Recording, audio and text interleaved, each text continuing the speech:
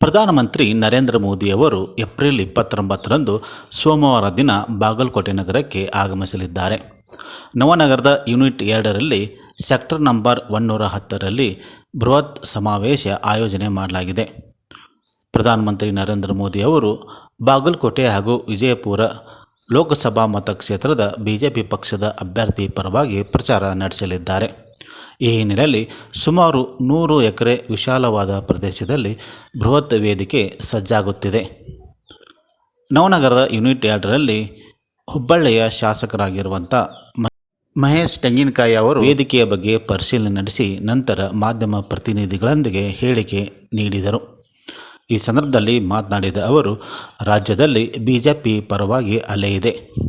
ಇದರಿಂದ ಸುಮಾರು 28 ಲೋಕಸಭಾ ಮತಕ್ಷೇತ್ರದಲ್ಲಿ ಬಿಜೆಪಿ ಪಕ್ಷ ಜಯಗಳಿಸುವುದು ಖಚಿತ ಎಂದು ವಿಶ್ವಾಸ ವ್ಯಕ್ತಪಡಿಸಿದರು. ಪ್ರಧಾನಮಂತ್ರಿ ಮೋದಿಯವರು ಆಗಮಿಸುತ್ತಿರುವ ಹಿನ್ನೆಲೆಯಲ್ಲಿ ಸಕಲ ಸಿದ್ಧತೆ ಮಾಡಿಕೊಳ್ಳಲಾಗಿದೆ. ಕಾರ್ಯಕ್ರಮಕ್ಕೆ ಲಕ್ಷಾಂತರ ಸಂಖ್ಯೆಯಲ್ಲಿ ಜನರು ಆಗಮಿಸುತ್ತಿರುವ ಹಿನ್ನೆಲೆಯಲ್ಲಿ ಪಾರ್ಕಿಂಗ್ ವ್ಯವಸ್ಥೆ, ಕುಡಿಯುವ ನೀರಿನ ವ್ಯವಸ್ಥೆ ಸೇರಿದಂತೆ ಇತರ ವ್ಯವಸ್ಥೆಯನ್ನು ಕಲ್ಪಿಸಲಾಗುತ್ತಿದೆ.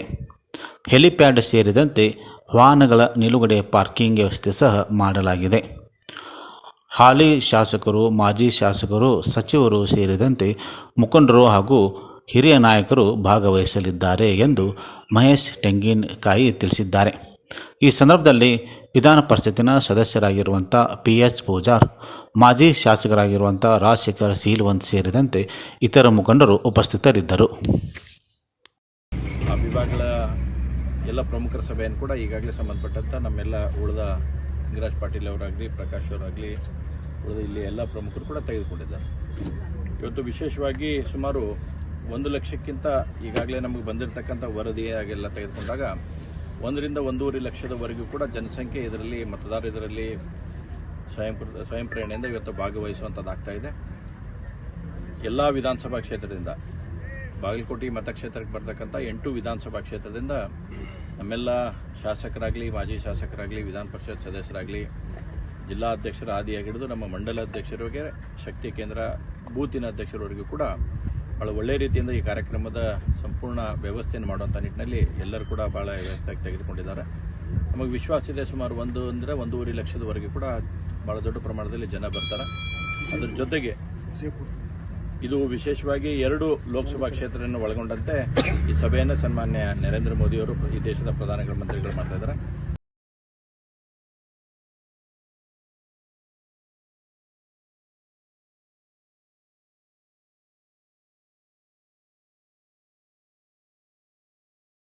ನಾವು ಪ್ರಬಂಧಕರ ವ್ಯವಸ್ಥೆಯನ್ನು ಕೂಡ ಮಾಡಿದ್ದೇವೆ. ಸುಮಾರು 1000ಕ್ಕಿಂತ ಹೆಚ್ಚಿನ ಕಾರ್ಯಕರ್ತರು ಈ ಪ್ರಬಂಧ ವ್ಯವಸ್ಥೆಯಲ್ಲಿ ತೊಡಕೊಂಡಿದ್ದಾರೆ.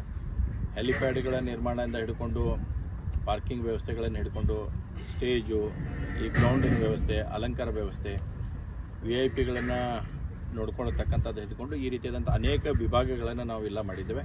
ಆ ಎಲ್ಲ ವಿಭಾಗಗಳನ್ನು ಗಮನಿಸಲಿಕ್ಕೆ ಹಿರಿಯರು ಕೂಡ ನೇಮಕವನ್ನು ಈಗಾಗಲೇ ನಾವು ಮಾಡಿದ್ದೇವೆ. ಆ ಎಲ್ಲ ಹಿರಿಯರು ಕೂಡ ಕಳೆದ 3-4 ದಿವಸದಿಂದ ವಿಶೇಷವಾಗಿ ಇದರ ಬಗ್ಗೆ ಬಹಳಷ್ಟು ಮುತುವರ್ಜಿಯನ್ನು ವಹಿಸಿ ಅವರೆಲ್ಲರೂ ಕೂಡ ಭಾಳ ಒಳ್ಳೆ ರೀತಿಯಿಂದ ಕೆಲಸ ಮಾಡಿದ್ದಾರೆ. ಈ ಕಾರ್ಯಕ್ರಮ ಬಹಳ ಯಶಸ್ವಿಯಾಗುತ್ತೆ ಮತ್ತು ಇಡೀ ಉತ್ತರ ಕರ್ನಾಟಕದಲ್ಲಿ ಒಂದು ದೊಡ್ಡ ಅಲೆಯನ್ನು ಎಬ್ಬಿಸಲಿಕ್ಕೆ ಸನ್ಮಾನ್ಯ ನರೇಂದ್ರ ಮೋದಿಯವರ ಈ ಸಭೆ ವಿಶೇಷವಾಗಿ ಗಮನವನ್ನು ಹರಿಸುವಂಥದ್ದಾಗುತ್ತೆ.